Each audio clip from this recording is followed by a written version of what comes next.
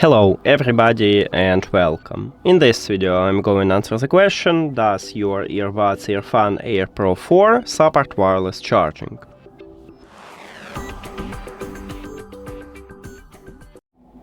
In front of me I have wireless charging station, so we need to put these earbuds at the charging station.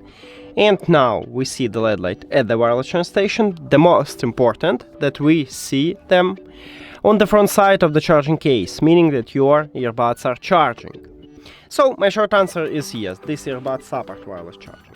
And because of this, we can use also reverse wireless charging if your phone supports this technology. You need to go to the settings, then to batteries, at least on stock Android, I have it right here. Here is battery share. We need to enable this mode, then turn over the phone, and now I can put it also at my phone. We need to find a good position, I guess this one, and we need to also check the LED light. We have it, so it also, as I said, works. That's it. Thank you for watching this video. If you found it helpful, please consider subscribing to the channel and leave the like on the video. See you later!